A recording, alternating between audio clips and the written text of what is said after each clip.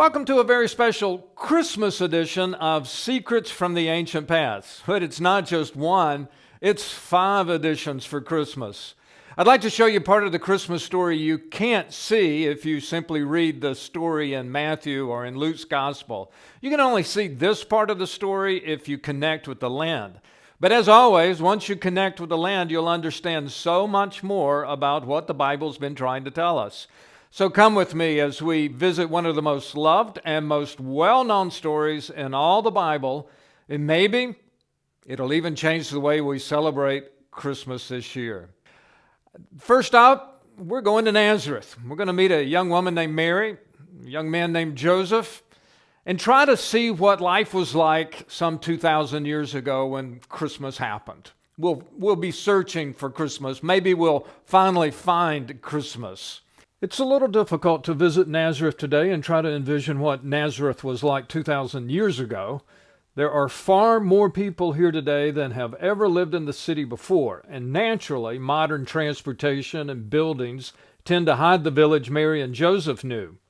Go to the heart of the city and you will find the Church of the Annunciation. This basilica was first constructed in the 4th century, rebuilt repeatedly until this most recent version of the church was finished in 1969. This is the traditional location of where Mary heard the news that she had been chosen as the mother of the Messiah. We have no idea, of course, where she actually heard the news, but it would have been somewhere very near this location in a much, much smaller community. For Nazareth would have had only a few hundred people living in it when Mary and Joseph grew up here. To help us see what life might have been like, a group of evangelical Christians in Nazareth have constructed the Nazareth Village. It's here that costume workers have tried to recreate Nazareth of old.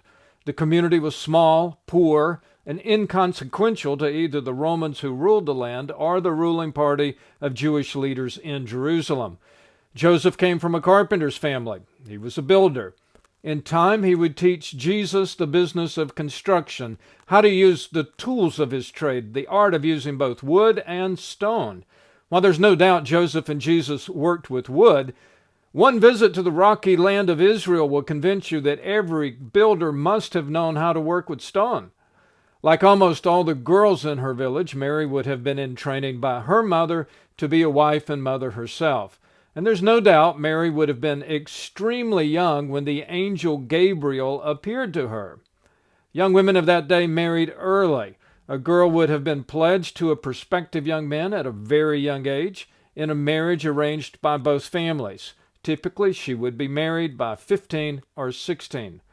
When the angel visited Mary, it's no surprise that she was confused. She wasn't married yet, so how could she have a child? Nothing, replied the angel, is impossible with God. And Mary's immediate reaction was one of obedience. I am the Lord's servant, Mary answered. May your word to me be fulfilled. And the angel left her, and the story of Christmas was on its way. So what are we supposed to do with all of this? Well, here's my takeaway. First of all, I am stunned at how young Mary was when God asked her to become the mother to Jesus. I mean, it's just shocking. It's possible someone as young as Mary wouldn't even be allowed to drive a car in most countries today. She'd be too young to trust with a driver's license, and yet she's being trusted with the Son of God. And here's another thing. Mary was going to suffer a lot because of what she agreed to do. Her reputation in Nazareth was ruined. Never again would the people in her hometown village forget this one incident. They would never for a moment believe the crazy story about divine intervention in her life. But by the end of the story, she would even have to watch Jesus die on the cross. From start to finish, this was incredibly tough. And yet Mary was a part of the greatest story ever told. She was part of the best news the world has ever received. Her place in history is secured with honor. Here we are 2,000 years later, still naming our daughters Mary. Years ago when I was a sports editor of a newspaper in Georgia, I could feel God calling me to a different profession. I didn't know exactly what it was, and I was afraid God would want me to go into ministry, and so I was really struggling. I didn't want to give up control of my life. Now, one Sunday night, I was in church, and the pastor was preaching, but I wasn't listening. I was, frankly, struggling with what I was supposed to do with my life. I couldn't focus on what he was saying because of what I was struggling with. But about the time that pastor pulled out a simple white sheet of paper, it was an object lesson, and it got my attention. It got everyone's attention. And he held it up, and he yelled in a loud voice, "This is your contract from God." I can remember thinking, what? That's just a blank piece of paper. But there he was. He just kept going. "This is your contract with God," he said. What God wants to know is, would you be willing to go ahead and sign at the bottom right now and let God fill in the details later? And I realized that was my problem. I wanted God to fill in the details, and then I would decide if I wanted to sign the bottom of the contract, so to speak. And it just doesn't work that way. You know why I think God chose Mary and Joseph for their incredible role in this amazing story?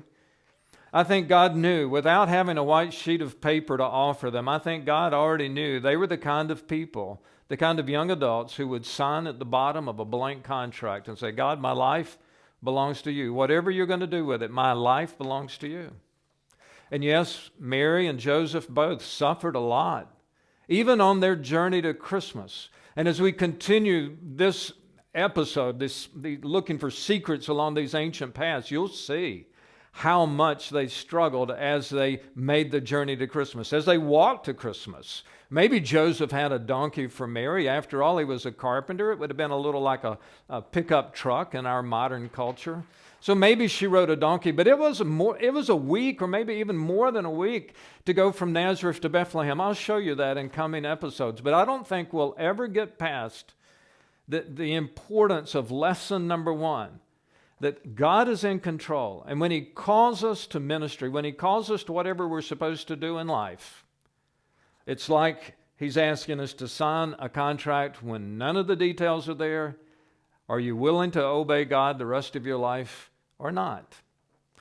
If you can connect with that truth, boy, that's one of the greatest Christmas gifts you'll ever give yourself. And I pray that this Christmas you'll come to know that truth in its full reality. Well, thank you for joining us for this first very special edition, this Christmas edition of Secrets from the Ancient Paths.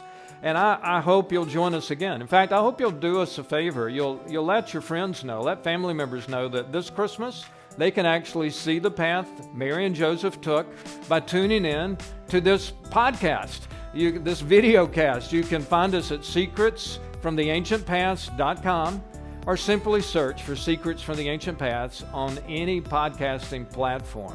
I hope you'll join us, and I'm looking forward to seeing you next time. I'm Andy Cook.